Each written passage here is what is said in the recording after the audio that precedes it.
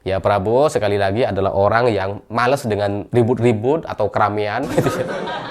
Pokoknya semua selesai dikerjakan, udah nggak usah ribut. Itulah prinsip Prabowo Subianto. Nah, kalau tidak ada PDI Perjuangan, maka Bahlil atau Golkar lah yang bisa membuat keributan-keributan itu dengan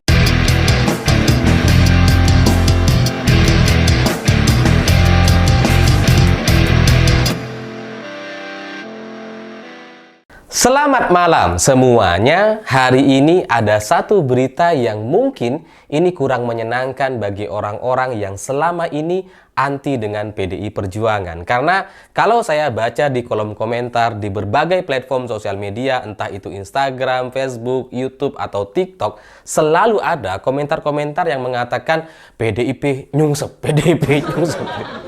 Dengan berbagai alasan yang mereka buat-buat. Nah, hari ini semua komentar-komentar itu akhirnya terbantahkan karena dalam rapat paripurna DPR hari ini PDI Perjuangan menunjukkan bahwa PDIP tetap memimpin di DPR. Ya, sebelumnya Mbak Puan Maharani sudah ditunjuk sebagai ketua DPR dan hari ini ada penetapan alat kelengkapan dewan di mana PDI Perjuangan mendapatkan 4 kursi ketua dan 16 kursi wakil ketua alat kelengkapan dewan. Sehingga dari sini bisa kelihatan sekali bahwa PDI Perjuangan yang sebelumnya dikatakan akan nyungsep dan sebagainya itu tidak terjadi, setidaknya di DPR, karena memang mewakili dari partai-partai politik yang ada di sana. Jadi sekalipun suaranya turun di Pileg 2024 turun tipis gitu ya, turun sekitar 1 atau 2% gitu ya. Terus kemudian memang kalah di Pilpres 2024 dengan segala peristiwa politiknya, tapi di DPR PDI Perjuangan menunjukkan bahwa mereka nggak tergoyahkan gitu ya. PDI Perjuangan tetap memimpin dan kemudian tetap mendapatkan alat kelengkapan dewan terbanyak dibandingkan partai-partai yang lain, dan ini semua gara-gara Mbak Puan Maharani masih sangat-sangat dihormati nampaknya di kalangan elit atau politisi di Senayan sana gitu. Dan saya juga sekaligus melihat setelah rapat paripurna ini sekaligus mendapatkan satu jawaban gitu. Karena sebelumnya saya bertanya-tanya, sebenarnya Prabowo Subianto atau Gerindra itu nggak perlu PDI Perjuangan gitu. Ya ngapain gitu kan? Ngapain mempertahankan atau bersikap baik dengan PDI Perjuangan sementara semua partai itu sudah bisa diajak bergabung oleh koalisi Kim gitu, atau Kim Plus, bahkan PKS sudah masuk di situ. Jadi sebenarnya Prabowo Subianto nggak perlu gitu, nggak perlu PDI Perjuangan. Nah, dari rapat paripurna hari ini kita akhirnya bisa menyaksikan bagaimana posisi Puan Maharani sebagai ketua DPR RI itu memang sangat-sangat matang sekali, karena proses rapat paripurna itu nyaris tanpa interupsi, tanpa keributan, langsung selesai begitu gitu ya. Dan itu disepakati oleh semua fraksi atau partai-partai politik yang ada di sana. Jadi ya mungkin karena gaya kepemimpinan seorang Mbak Puan Maharani dan bagaimana PDI Perjuangan menunjukkan sebagai sebuah partai yang berpengalaman memimpin dan sangat solid sekali anggota-anggotanya, sehingga memang masih nampaknya dibutuhkan dari PDI Perjuangan untuk mengamankan pemerintahan Prabowo Subianto setidaknya untuk 5 tahun ke depan. Karena dengan proses yang begitu cepat langsung selesai gitu ya, termasuk ada penambahan 2 komisi, ini nyaris tanpa perdebatan sama sekali gitu. Karena di DPR ada penambahan 2 komisi, dan kalau kita baca beritanya di rekam jejak digitalnya, sebenarnya soal penambahan komisi ini bahkan sudah disampaikan pada tanggal 3 Oktober yang lalu. Jadi sekarang atau kemarin itu hanya sebatas ya menyelesaikan aja gitu dari semua draft yang sudah dibuat sejak 3 Oktober atau bahkan sebelum Prabowo Subianto mengumumkan nama menteri dan nama wakil menterinya.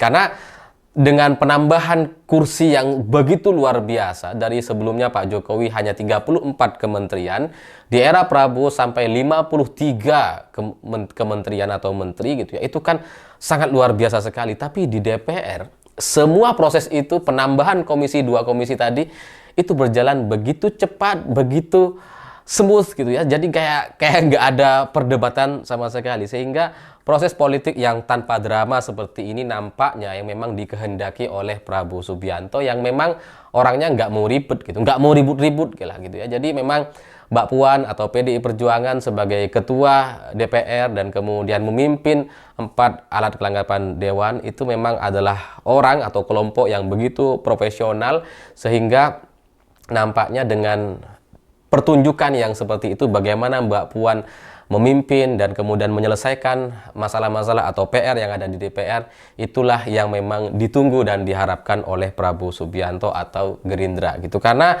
termasuk soal komposisi kursi ketua komisi misalkan yang terbagi 13 tadi, 13 komisi, ada tambahan 2 komisi gitu ya. Itu berjalan cepat sekali gitu. Langsung dibagi, oke, semuanya oke. Jadi ya mungkin itu faktor yang pertama. Yang faktor kedua mungkin karena memang Mbak Puan Maharani atau PDI Perjuangan itu adalah orang yang cukup anti dengan drama-drama atau atau pencitraan atau kemudian bermain berita-berita di media gitu. Itu bukan tipikal Mbak Puan dan PDI Perjuangan gitu. Dan hari ini kok kebetulan muncul satu berita yang itu nampaknya sangat tidak disukai oleh Gerindra atau Prabowo Subianto, di mana Bahlil sebagai ketua umum Golkar, sebagai ketua partai terbesar nomor 2 di Senayan gitu ya, itu kemudian bikin blunder karena mungkin ingin mencitrakan dirinya sebagai sosok yang begitu luar biasa di Partai Golkar gitu. Karena Bahlil itu masih butuh pencitraan, masih butuh pemberitaan gitu. Beda dengan Mbak Puan Maharani yang kayaknya terserah deh. Mau ada berita, mau ada enggak, terserah gitu ya. Dan ya orangnya lempeng-lempeng aja kalau Mbak Puan gitu. Kalau Bahlil ini kan masih butuh butuh pernyataan-pernyataan kontroversial agar dia ini tetap dibicarakan dan kemudian mendapatkan perhatian media gitu. Karena kemarin Bahlil bilang bahwa ada tukar guling katanya. Jadi Partai Golkar ini sebenarnya cuma dapat 5 kursi menteri. Tapi karena terjadi barter atau tukar guling ketua MPR yang seharusnya menjadi jatahnya Golkar gitu ya, makanya kita di menteri ini bisa mendapatkan 8. Bisa dapat 8. Padahal sebenarnya cuma 5 ini. Itu gara-gara kita melakukan negosiasi. Ya, kalimat persisnya ada gitu, tapi kira-kira seperti itu. Jadi Bahlil ini masih butuh pencitraan, masih butuh diakui gitu ya. Ibarat orang kaya itu orang kaya baru gitu ya, yang masih butuh pengakuan dari orang-orang sekitar. Sementara kalau Mbak Puan Maharani dan PDI Perjuangan itu ya kayak old money gitu ya. Old money itu nggak perlu gitu, seperti misalkan kalung-kalung berlian apa nggak ada tuh. Nggak perlu itu semua. Nah, Bahlil ini kayaknya masih levelnya OKB gitu. Jadi meskipun ketua Partai Golkar, partai terbesar di Senayan nomor 2 gitu, tapi itu tidak menenangkan bagi Gerindra dan Prabowo Subianto. Sehingga itulah yang kemudian membuat PDI Perjuangan, posisi Mbak Puan Maharani begitu pentingnya di era pemerintahan Prabowo Subianto. Karena kalau nggak ada PDI Perjuangan, maka praktis yang akan melakukan negosiasi dengan segala drama-drama politiknya adalah Bahlil atau Golkar. Dia yang akan begitu luar biasa dan powerful melakukan negosiasi. Tapi karena ada PDI Perjuangan, ada Mbak Puan, ada old money di situ. Wah, nggak perlu tuh flexing-flexing atau pencitraan, nggak perlu. Pokoknya selesai, kita beresin. Jadi, nah karena memang Bahlil sikapnya seperti itu yang masih sangat kontroversial dengan ucapan, dengan apa yang dia lakukan, itu kemudian nampaknya tidak menenangkan. Dan bagi Gerindra, bagi Dasko itu kemudian kemarin juga sudah langsung dibantah bahwa kita nggak ada barter-barteran seperti itu katanya, kata Dasko gitu ya, bahwa memang namanya ketua MPR ini sudah ditetapkan itu berdasarkan musyawarah mufakat. Memang itu ya kesepakatan antar partai politik gitu, bahwa kemudian Golkar nomor 2 nggak peduli gitu, itu musyawarah mufakat gitu. Jadi apa yang disampaikan oleh Bahlil itu kemudian langsung dibantah dan nampaknya Gerindra atau Dasko itu jadi kurang suka dengan gaya politik yang dilakukan oleh Bahlil. Jadi ya mungkin karena 2 hal tadi gitu ya, karena Mbak Puan atau PDI Perjuangan bisa bekerja dengan cepat sekali, semuanya bisa diatur selesai tanpa drama-drama, dan yang kedua gitu ya, Mbak Puan ini adalah orang yang sosok yang ya sangat tenang sekali. Apapun yang terjadi di balik layar itu tidak muncul di permukaan. Di raut mimik wajahnya itu nggak ada gitu, santai aja. mau seruut apapun di belakang itu santai. Seperti misalkan ketika PDI Perjuangan nggak jadi mendapatkan kursi menteri, misalkan sebelumnya kan sudah diberitakan, sudah muncul isu-isu PDI Perjuangan akan mendapatkan kursi menteri, dan ya Prabowo Subianto juga sudah berusaha untuk bertemu dengan Ibu Megawati. Tapi dari semua drama-drama terkait bahwa hari ini Ibu Mega belum bertemu dengan Prabowo Subianto gitu ya, itu Mbak Puan tuh ya wajahnya datar-datar aja gitu. Ya doakan, insya Allah segera, semoga ini untuk kebaikan. Nggak ada tuh kemudian drama-drama, wah, penjelasan-penjelasan terjadi barter atau nggak ada. Jadi mungkin karena ya orangnya seperti itu, PDI Perjuangan juga begitu solid di bawah Mbak Puan Maharani, dan nampaknya kader-kader PDIP yang ada di Senayan juga nggak ada yang kemudian berani untuk membantah atau main drama dengan Mbak Puan Maharani. Jadi ya itulah yang menjadi kekuatan yang kemudian dibutuhkan oleh Prabowo Subianto untuk 5 tahun yang akan datang itu. Karena Mbak Puan begitu disiplin dalam berkomentar dan berbicara, sehingga semua pernyataan-pernyataannya itu terukur dan kemudian tidak pernah merugikan Gerindra atau Prabowo Subianto.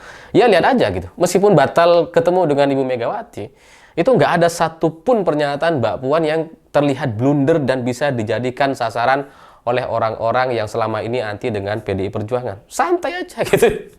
Meskipun nggak jadi menteri, nggak ada orang yang jadi menteri gitu ya.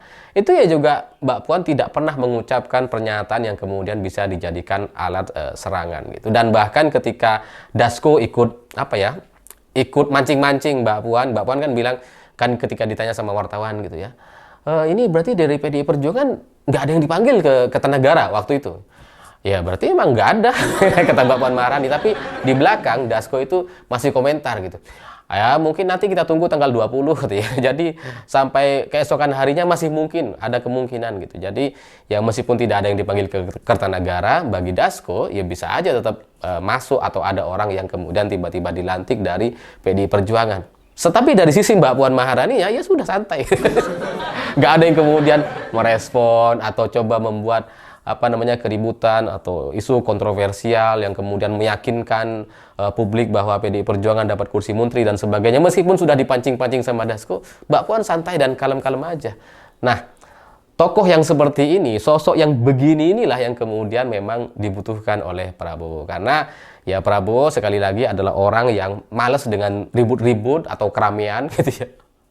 Pokoknya semua selesai, dikerjakan, udah nggak usah ribut. Itulah prinsip Prabowo Subianto. Nah, kalau tidak ada PDI Perjuangan, maka Bahlil atau Golkar lah yang bisa membuat keributan-keributan itu dengan posisi dan kekuatan suara terbesar di Senayan nomor 2 setelah PDI Perjuangan. Jadi ya mungkin itulah jawabannya.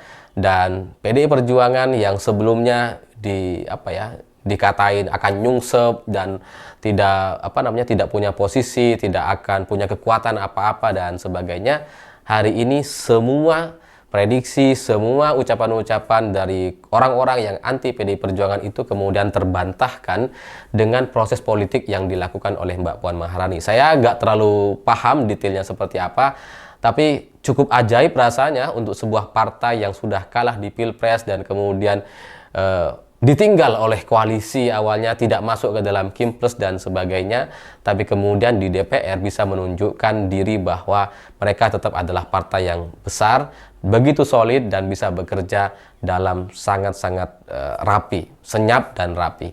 Saya pikir itu. Terima kasih sudah menonton. Begitulah kura-kura.